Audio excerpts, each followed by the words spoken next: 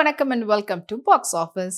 ஒவ்வொரு வீக்கும் ரிலீஸ் ஆகக்கூடிய படங்களுடைய quick review பார்க்கக்கூடியதான் நம்மளுடைய பாக்ஸ் ஆஃபீஸ். அந்த வகையில் இந்த வீக் ரிலீஸ் ஆகக்கூடிய படங்களுடைய குயிக் ரிவ்யூ பார்க்கலாம் வாங்க.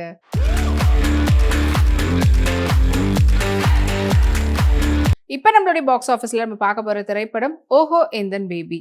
கிருஷ்ணகுமாரோடைய டைரக்ஷனில் ருத்ரா, மித்திலா, அஞ்சுக்குரியனுடைய நடிப்பில் வெளியே வந்திருக்கக்கூடிய திரைப்படம் தான் ஓஹோ எந்தன் பேபி. ஓஹோ எந்தன் பேபி படத்தினுடைய டைரக்டர் கிருஷ்ணகுமார், படத்தினுடைய எடிட்டர் ஆர்சி பிரணாவ் அண்ட் படத்தினுடைய மியூசிக் டைரக்டர் ஜென் மார்டின், படத்தினுடைய சினிமாட்டோகிராஃபர் ஹரிஷ் கண்ணன். படத்துல முக்கியமான கதாபாத்திரத்துல ருத்ரா, மித்திலா, அஞ்சுக்குரியன், மிஷ்கின், ரெடன் கென்ஸ்லி அண்ட் ஒரு ஸ்பெஷல் அப்பியரன்ஸ்ல விஷ்ணு விஷால் மற்றும் பலர் நடிச்சிருக்கிறாங்க. அண்ட் இந்த படத்தினுடைய ஒன்லைன் ஸ்டோரி பத்தி சொல்லணும்னா, ஒரு படம் பண்ணணுன்றதுக்காக ரொம்பவே டு த கோர் ட்ரை பண்ணக்கூடிய ஒரு அசிஸ்டன்ட் டைரக்டர் அண்ட் ஃபைனலி அவர் படம் பண்ணுறதுக்காக என்னெல்லாம் பண்ணார் அண்ட் அந்த படம் பண்ண போடுறதுனால அவருடைய லவ் லைஃப் என்ன ஆச்சு அப்படின்றது தான் படத்தினுடைய ஒன்லைன் ஸ்டோரி. அண்ட் இந்த படத்தினுடைய லீட் ரோலில் ருத்ரா அவங்க வந்து டெபியூ பண்ணியிருக்கிறாங்க.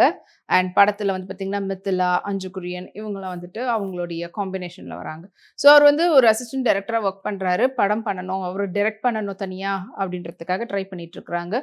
ஸோ எவ்வளோ முயற்சி பண்ணுறாரு. அண்ட் அது போல் அவங்களுடைய லவ்வராக இருக்கிறாங்க. ஸோ ஹீரோயின் அவங்க 2 பேருக்குள்ள லவ் வந்து போயிட்டு இருக்கும்போது இவர் படம் பண்ணுறதுக்காக ட்ரை பண்ணக்கூடிய விஷயத்துக்குள்ள அவங்களுக்குள்ள ஒரு சின்னவராக ஒரு மனஸ்தாபம் வரக்கூடியதாக இருக்கும்.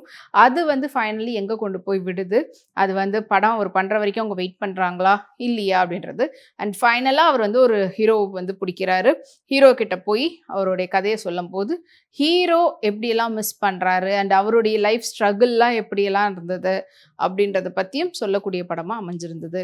அண்ட் படம் பண்ணாரா இல்லையா அப்படின்னு தான் படத்தினுடைய கிளைமேக்ஸ்.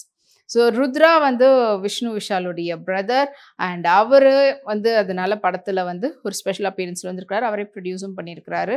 படத்தில் வந்து ஒரு ஆர்டிஸ்டினுடைய அந்த படத்துக்காக போய் தேடுறோம், அந்த ஆஃபீஸில் எப்படி ரியாக்ட் பண்ணுவாங்க, என்ன மாதிரி அவங்க ட்ரீட் பண்ணுவாங்க எல்லாத்தையும் வந்து சொல்லியிருக்கிறதா இருக்குது.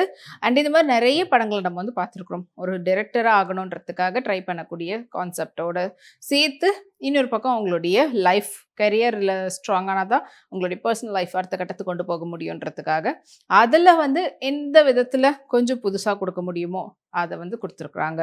அண்ட் கிருஷ்ணகுமார் அவருடைய ப்ரெசன்டேஷன் இப்போத்திய இந்த ட்ரெண்டில் இருக்கக்கூடிய 2K கிட்ஸ்க்கு சொல்கிற விதத்தில் இந்த கதைக்களம் வந்து அமைச்சிருக்கிறாங்க.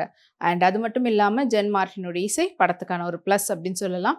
அண்ட் அதை விட படத்தினுடைய சினிமாட்டோகிராஃபி ரொம்ப ப்ரெசன்டபுளாக இருந்தது, ரொம்ப கேட்சியாக இருந்தது அப்படின்னு சொல்லலாம். சினிமாட்டோகிராஃபி ரொம்ப நல்ல ஒரு சினிமாட்டோகிராஃபி ஹரிஷ் கண்ணன் கொடுத்துருக்குறாரு. அண்ட் அதே போல் இந்த படத்தினுடைய எடிட்டர் ஆர்சி பிரணாவுடைய வேலையை ரொம்ப அருமையாக பண்ணியிருக்காங்க. ஸோ ஒருத்தவங்களும் அவங்களுடைய வேலையை பண்ணியிருந்தாலும் அவங்க ஒரு நியூ ஃபேஸ் அப்படின்னும் போது அவங்களால எவ்வளோ தூரத்துக்கு பெர்ஃபார்ம் பண்ண முடியுமோ அது வந்து நம்ம அக்செப்ட் பண்ணக்கூடியது. ஒரு சில ஃப்ளாஸ் இருந்தாலுமே கூட பட் ஓகே அப்படின்னு சொல்லலாம். அண்ட் இந்த படம் வந்து ஒரு லவ் சினிமா லவ் மேலே இருக்கக்கூடிய ஒரு விதத்தையும் எக்ஸ்பிரஸ் பண்ணுற விதத்தில் இருக்குது. ஸோ இந்த வீக்கெண்ட் இந்த படம் ரிலீஸ் ஆகிருக்குது. தியேட்டரில் போய் பாருங்கள்.